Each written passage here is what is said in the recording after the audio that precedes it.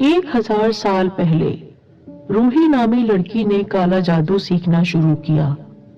वो पूरी पूरी रात कब्रिस्तान में बैठकर चिल्ला काटती थी। कहती है कि उसके काबू में बहुत सी शैतानी ताकतें आ गई थी, मगर वो शैतान के और ज्यादा करीब होना चाहती थी। इसके लिए उसने शैतान को खुश करने के लिए उसके सामने छोटे छोटे बच्चों को मारना शुरू कर दिया। वो उन मासूम बच्चों का दिल खाती थी। गांव वाले उससे बहुत तंग थे। वो सब मिलकर एक बुजुर्ग के पास गए और मदद की दरख्वास्त की। उस बुजुर्ग ने गांव वालों की मदद से उस लड़की को एक ताबूत में बंद किया और उसे जमीन के नीचे गाड़ दिया। चाहे कुछ हो जाए, उस ताबूत को खोलना नहीं। अगर इस ताबूत को खोला गया तो ये डायन दोबारा जिंदा हो जाएगी। उस नेक बुजुर्ग ने सारे लोगों से कहा। सब लोगों ने उस ताबूत के बारे में भूल जाने का वादा किया। उसके बाद वो ताबूत हमेशा बंद रहा और किसी ने उसे ढूंढने और खोलने की कोशिश नहीं की। आहिस्ता आहिस्ता सब उसके बारे में भूल गए और वो डायन आज भी जमीन के नीचे उस ताबूत में बंद थी और इस इंतजार में थी कि कोई उसको ढूंढ कर खोले ताकि वो आजाद हो सके। असद और अकरम 3 दिन से उन खंडरों की खुदाई में मसरूफ थे। तुम्हें क्या लगता है, कुछ मिलेगा यहाँ से? मुझे काफी उम्मीद है कि हमें यहाँ से जरूर कोई काम की चीज मिलेगी जिसके बाद हमारी तस्वीरें अखबारों में लगी होंगी, असद ने मुस्कुराते हुए कहा। वो दोनों मजदूरों के साथ जंगल में मौजूद खंडरों की खुदाई कर रहे थे। सर नीचे से कुछ मिला है। दोनों अपने खेमे से बाहर निकले और मजदूरों के इंचार्ज हामिद के कहने पर उस जगह आ गए। नीचे खंडर में वो चल दिए। अजीब सी वहशत थी। एक जगह असद को लगा जैसे उसके पैरों के नीचे कोई चीज आ गई है। उसने मजदूर से वहां खुदाई को कहा तो वहां से खुदाई शुरू हो गई। नीचे उन्हें एक ताबूत नजर आने लगा, फौलाद से बना हुआ मजबूत ताबूत। असद और अकरम दोनों की आंखों में चमक आ गई। इसमें जरूर कोई मम्मी या कोई खजाना होगा। मुझे भी ऐसा लग रहा है। उस पूरे ताबूत को निकाल दिया गया। ताबूत कोई ज्यादा बड़ा नहीं था और ना ही ज्यादा छोटा। असद ने मजदूरों को वो ताबूत खेमे में पहुंचाने को कहा। वो दोनों अपने खेमे की तरफ चल दिए। थोड़ी देर में वो ताबूत उनके पास पहुंच चुका था। ताबूत पर किसी अनजानी जबान में कोई इबारत लिखी हुई थी। असद दुनिया की कई जबानें जानता था। उसने पहचान लिया, ये कदीम इब्रानी जबान है और वो इसे पढ़ सकता है। खबरदार, इस ताबूत को मत खोलना वरना इसके जिम्मेदार खुद तुम होगे। असद ने ऊंची आवाज में उस तहरीर को पढ़कर सुनाया। पुराने वक्तों में जब कोई कीमती चीज इस तरह रखी जाती थी तो इसके ऊपर ऐसी चीजें लिख दी जाती थी ताकि वो चोरी ना हो। दोनों उस ताबूत के ऊपर झुक गए और उसको खोलने का तरीका ढूंढने लगे। काफी देर दिमाग खपाने के बाद उनको ताबूत खोलने का तरीका पता चल गया। उन दोनों ने मिलकर जैसे ही ताबूत का ऊपर वाला दरवाजा खोला तो एकदम खौफनाक चीज की आवाज आई। वो दोनों डरकर पीछे हट गए। ताबूत में से तेज रोशनी निकली और खेमे की छत को फाड़ते हुए आसमान की तरफ चली गई। अब ताबूत बिल्कुल खाली था, सिर्फ उसमें कुछ कीड़े रेंग रहे थे। असद और अकरम बुरी तरह डर चुके थे। उन्होंने तमाम मजदूरों को छुट्टी दी और खुद भी घर की तरफ चले गए। कुछ देर पहले जो आसमान बिल्कुल साफ था, अब वहां काली घटा छा गई थी। थोड़ी देर बाद तेज बारिश शुरू हो गई और साथ में तूफानी हवा भी चल पड़ी। आसमानी बिजली भी खंजर की तरह बार बार आसमान पर जाहिर हो रही थी। अकरम और असद को यकीन था ये सब कुछ उस ताबूत को खोलने की वजह से हो रहा है। उस ताबूत को मजदूरों ने दोबारा उन्हीं खंडरों में रख दिया। اسد اور اکرم نہیں جانتے تھے کہ ان کی ایک غلطی کی وجہ سے کیا قیامت آنے والی تھی، اور انہوں نے ایک ڈائن کو آزاد کر دیا تھا، ایک خونی ڈائن جو صرف شیطان کو خوش کرنے کے لیے انسانی خون کی ندیاں بہا سکتی تھی، ہڈیوں کے مینار بنا سکتی تھی۔ روحی اس وقت ایک غار میں موجود تھی۔ اس نے اپنا ٹھکانہ اس غار کو چنا تھا کیونکہ یہ عام انسانوں کی پہنچ سے دور تھا اور وہاں آج تک کوئی انسان داخل نہیں ہو رہا تھا۔ روحی خوش تھی کیونکہ اسے 1000 سال کی قید کے بعد آزادی ملی تھی۔ اس کی شیطانی طاقتوں میں کافی کمی آ چکی تھی۔ اب وہ دوبارہ اپنی پرانی طاقتیں بحال کرنا چاہتی تھی اور اس کے لیے اسے بہت کام کرنا تھا۔ شیطان کو خوش کرنے کے لیے اسے پھر سے معصوم لوگوں کا خون بہانا تھا، مگر اس کی طاقتیں بہت کم تھی اور وہ کسی صورت میں اس جنگل سے باہر نہیں جا سکتی تھی۔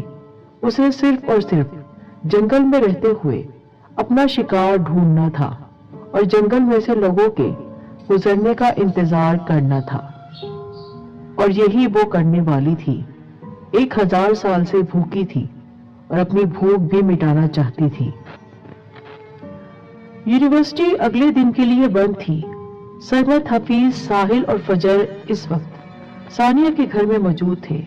ہمیں صبح جلدی نکلنا ہوگا، کم از کم 16 گھنٹے لگ جائیں گے ہمیں وہاں پہنچنے میں۔ یار 16 گھنٹے تو بہت زیادہ ہیں، ہمیں جلد سے جلد پہنچنا چاہیے۔ ہم نے جہاز میں بیٹھ کر نہیں جانا ہے، گاڑی میں اتنی دیر لگ جاتی ہے۔ میں جا چکی ہوں ایک دفعہ، ثانیہ نے ساحل کی طرف دیکھتے ہوئے کہا۔ وہ سب یونیورسٹی میں ایک ساتھ پڑھتے تھے اور یونیورسٹی کی چھٹیوں میں سرمد کے گاؤں میں گھومنے کا پلان بنا رہے تھے۔ ایک شارٹ کٹ ہے، اگر وہاں سے جائیں تو ہمارے 3 سے 4 گھنٹے بچ سکتے ہیں، مگر وہ راستہ جنگل میں سے جاتا ہے۔ چلو شکر ہے، مجھے ویسے بھی سفر کرنا بہت مشکل لگتا ہے، اور جہاں تک جنگل کی بات ہے مجھے جنگل بہت اچھا لگتا ہے۔ ساحل نے خوش ہوتے ہوئے کہا، تم تو ہو ہی جنگلی۔ فجر نے کہا تو سب ہنسنے لگے۔ تو ڈن ہو گیا، ہم صبح 7 بجے نکلیں گے اور پھر شارٹ کٹ سے جائیں گے۔ صبح ٹھیک 7 بجے وہ گاڑی میں روانہ ہو چکے تھے۔ اب انہیں 6 گھنٹے ہو گئے تھے اور اب ڈرائیونگ سیٹ پر حفیظ کے پیچھے ساحل تھا۔ ان کے درمیان نوک جھونک اب بھی جاری تھی۔ وہ سب بات بات پر زور زور سے ہنس رہے تھے۔ انہوں نے ایک ہوٹل پر گاڑی روکی، وہاں سے کھانا وغیرہ کھایا اور تھوڑی دیر ریسٹ کیا۔ اب وہ جنگل میں داخل ہونے والے تھے۔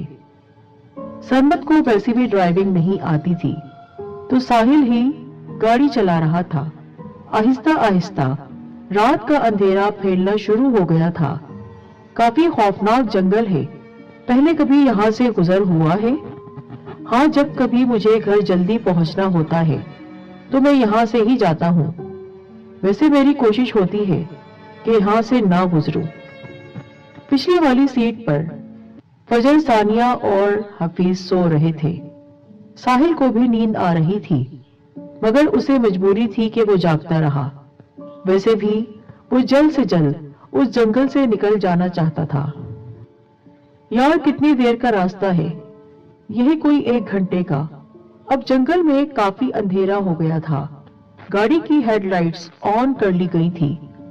ساحل تیز رفتاری کے ساتھ گاڑی کو چلا رہا تھا کہ اچانک ایک تیز چیخ کی آواز جنگل میں گونجی۔ آواز کسی عورت کی تھی اور اتنی دردناک تھی جیسے کسی کو ذبح کیا جا رہا ہو۔ ساحل نے گاڑی روک دی۔ سارے لوگ ان چیخوں کو سن کر جاگ گئے تھے۔ اس بات کا اندازہ ہو پا رہا تھا کہ آواز کس طرف سے آئی ہے۔ لگتا ہے کسی کو ہماری مدد کی ضرورت ہے۔ ہاں، مجھے بھی لگتا ہے۔ تم لوگ یہاں بیٹھو، ہم دونوں دیکھتے ہیں، حفیظ نے کہا اور سرمد کو اپنے ساتھ آنے کو کہا۔ مجھے ڈر لگ رہا ہے، تم لوگ مت جاؤ۔ تم ڈرو مت، ہم ابھی آتے ہیں۔ ساحل تم دونوں کے ساتھ ہے۔ سرمد اور حفیظ صرف اندازے کے مطابق چل رہے تھے۔ حفیظ کے پاس پسٹل تھی جو وہ ہمیشہ اپنے پاس رکھتا تھا۔ ابھی وہ تھوڑا آگے گئے تھے مگر ان کی آنکھوں کے سامنے جو منظر تھا وہ دیکھ کر ان کے رونگٹے کھڑے ہو گئے۔ وہ اس منظر کو دیکھ کر چیخنے لگے۔ انہیں اپنی سانس سینے میں اٹکتی ہوئی محسوس ہو رہی تھی۔ ان کے سامنے ایک درخت پر 5 لاشیں لٹکی ہوئی نظر آ رہی تھی۔ وہ لاشیں بالکل ان کے جیسی تھی۔ ان کے چہرے، کپڑے، جسم، سب کچھ ان 5 جیسا تھا۔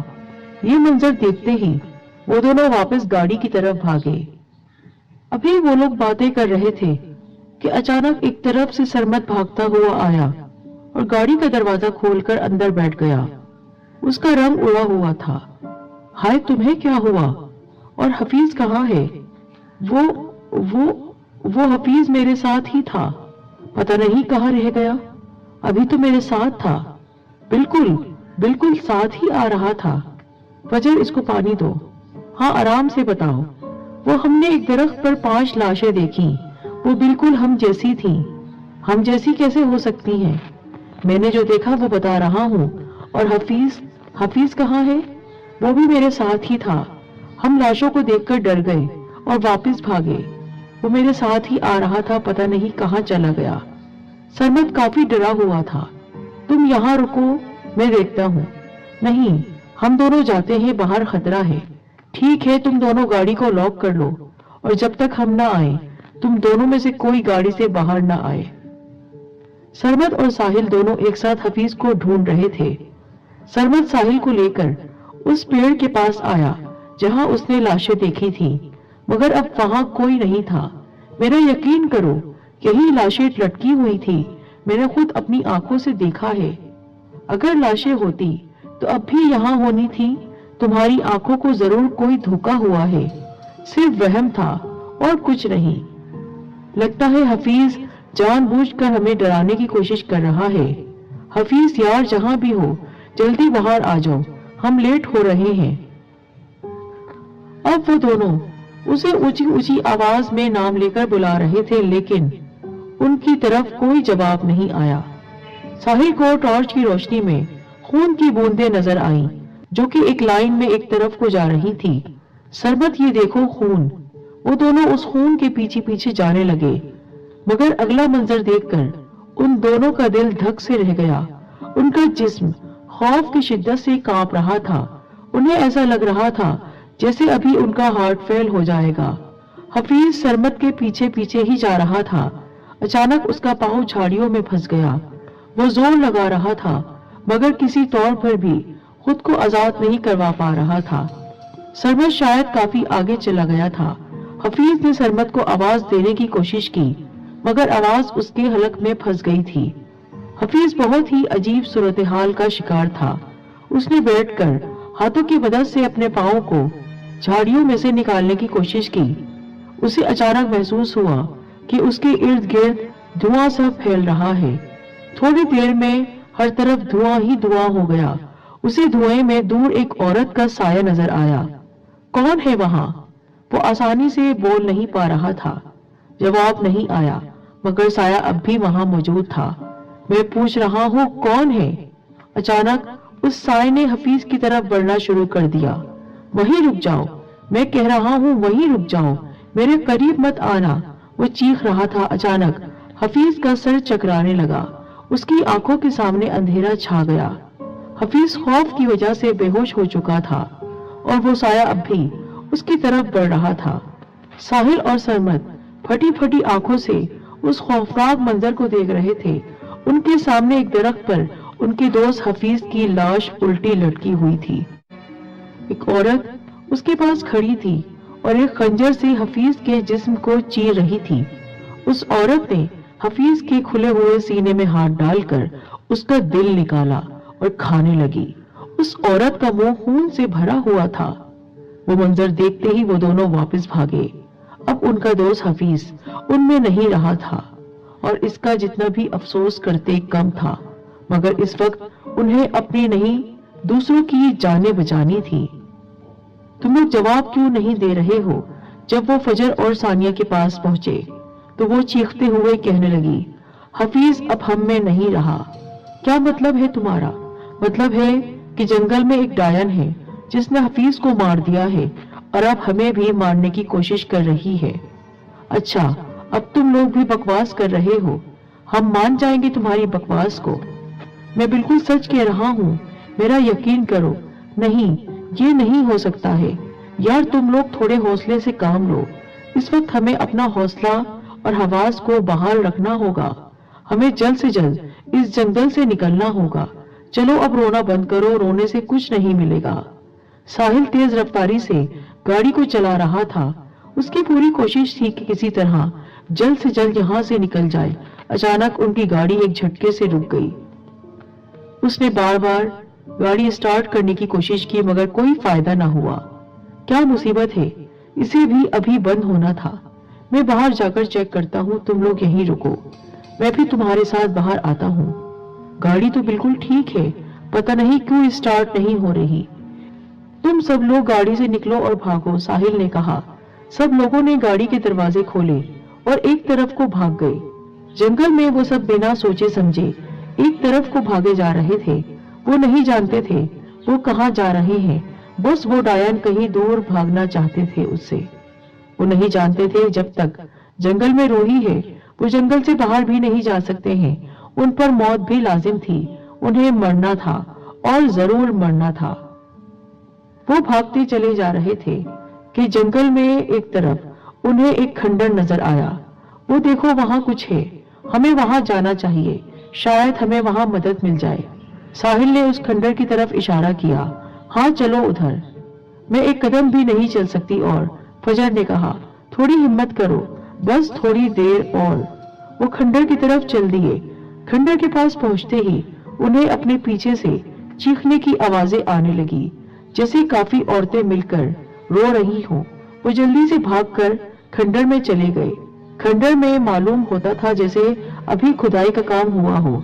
साहिल ने आगे बढ़कर सारे खंडर को देखा कि शायद कोई मदद के लिए मिल जाए, मगर खंडर बिल्कुल वीरान था। वहां सिर्फ चूहे, कीड़े और चिमगादड़े थीं। यहाँ कोई नजर नहीं आ रहा। मेरे पास मोबाइल फोन है, हमें अपनी मदद के लिए किसी को बुलाना चाहिए। मुझे तो इस बात का ख्याल ही ना रहा। हाँ, पुलिस को कॉल मिलाओ तुम जल्दी से, साहिल ने कहा। यहाँ सिग्नल नहीं आ रहे, बार बार कोशिश करो। अचानक हर तरफ धुआं फैलना शुरू हो गया। वो घबरा गए। धुआं उस डायन की आमद की निशानी था। दूर उन्हें एक औरत का साया नजर आने लगा। वो साया आहिस्ता आहिस्ता उनकी तरफ बढ़ रहा था। कौन हो तुम और क्या चाहती हो हमसे? सानिया ने चीखते हुए कहा। जवाब में उन्हें बुलंद हंसी की आवाज सुनाई दी। हमें यहाँ से भागना चाहिए, सरबत ने कहा और खंडरों से बाहर जाने वाले रास्ते की तरफ भागा, मगर अपने सामने जमीन पर सैकड़ों सांप देखकर रुक गया। खौफ की एक लहर उसकी रीढ़ की हड्डी में सरायत कर रही थी। प्लीज हमें जाने दो, हम दोबारा कभी यहाँ नहीं आएंगे। सानिया ने करीब पड़ा एक पत्थर उठाया और डायन की तरफ फेंकने ही वाली थी कि एक तरफ से एक बड़ा खंजर उड़ता हुआ आया और सानिया के माथे में घुस गया। सानिया की आंखें खुली की खुली रह गई। उसने एक हिचकी ली और नीचे गिरकर मुर्दा हो गई। वो तीनों भागकर सानिया के पास गए, मगर अब सानिया उनमें नहीं रही थी। उन्होंने ऊंची ऊंची आवाज से रोना शुरू कर दिया। डायन की हंसी से उन्हें और खौफ आ रहा था। साहिल ने सानिया की दहशत से खुली आंखों को बंद किया। वो सब बेबस थे, कुछ नहीं कर सकते थे। वो जानते थे सानिया के बाद अब उनकी बारी है। डायन आहिस्ता आहिस्ता अब उनकी तरफ बढ़ रही थी। साहिल ने अपने हाथ दुआ के लिए उठा दिए। सिर्फ अल्लाह की जात ही थी जो उन्हें बचा सकती थी। साहिल की आंखों में आंसू थे और उसके हाथ दुआ के लिए उठे हुए थे, जबकि वो डायन उनकी मौत बनकर उनकी तरफ बढ़ रही थी। उनकी मौत उनसे सिर्फ चंद गज दूर थी और उन्हें अपनी मौत यकीनी नजर आ रही थी। डायन साहिल के बहुत करीब पहुंच चुकी थी। साहिल ने अपनी आंखें बंद कर ली, मगर जब कुछ ना हुआ तो साहिल ने आंखें खोल दी। डायन अपनी जगह साकित खड़ी थी।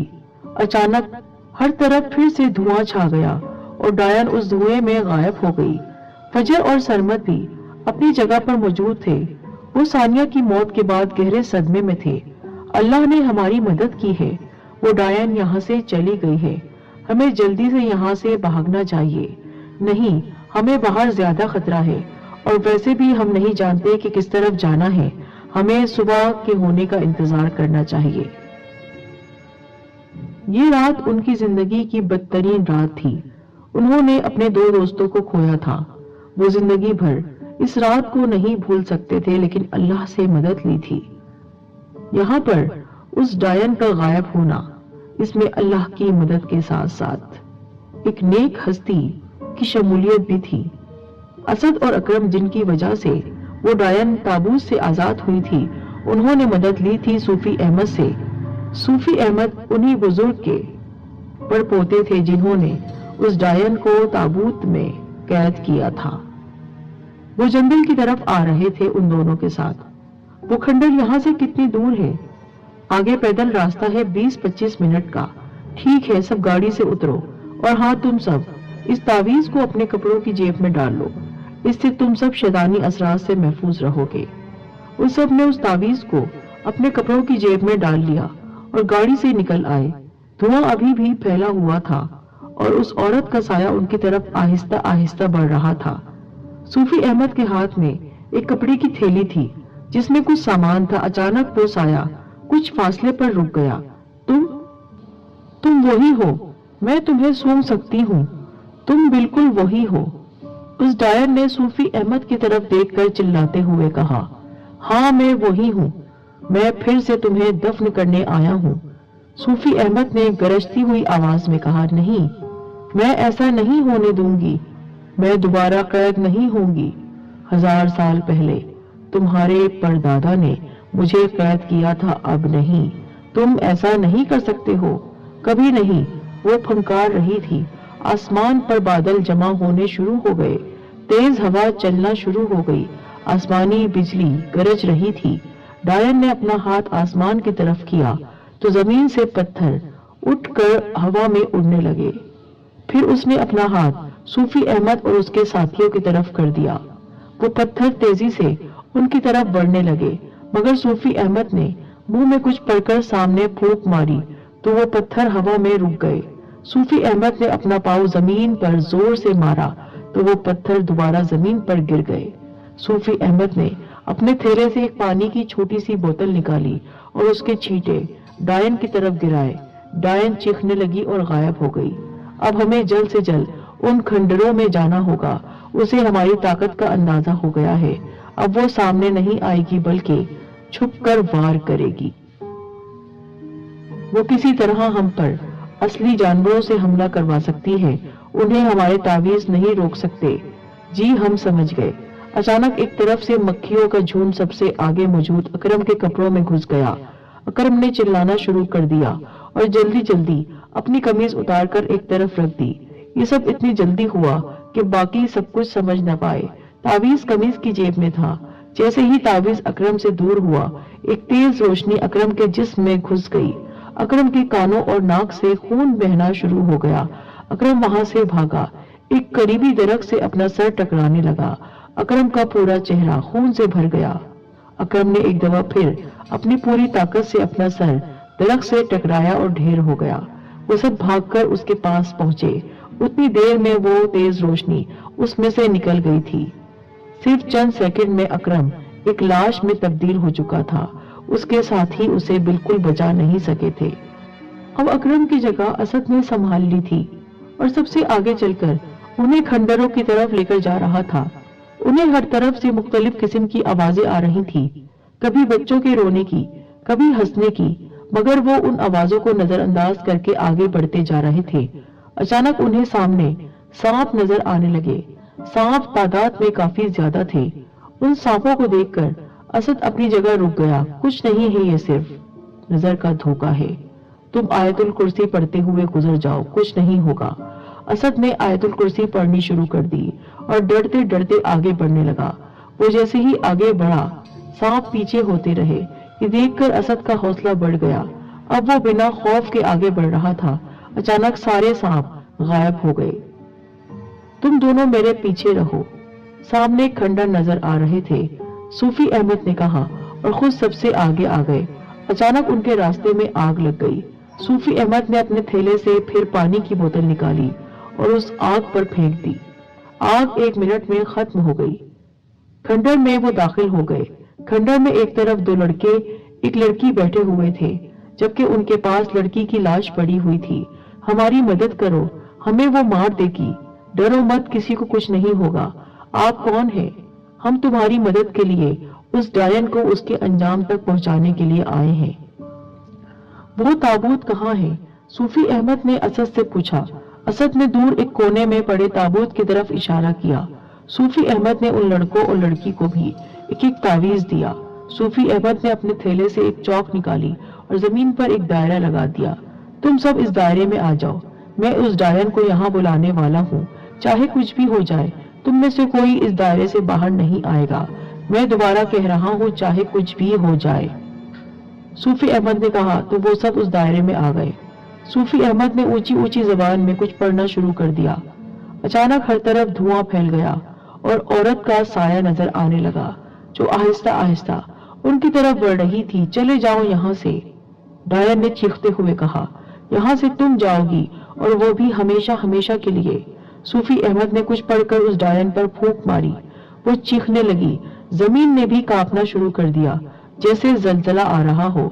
डायन के जिस्म को आग लग गई थी। सूफी अहमद आगे बढ़े और उस डायन को बालों से पकड़ लिया, मगर वो डायन उसी वक्त गायब हो गई। बाकी सब उस दायरे में मौजूद थे। सूफी अहमद ने दोबारा मुंह में कुछ पढ़ना शुरू किया और अपनी उंगली चारों तरफ घुमानी शुरू कर दी। अचानक एक तरफ आग का शोला भड़क उठा और डायन नजर आने लगी। आग उसके जिस्म को लगी हुई थी।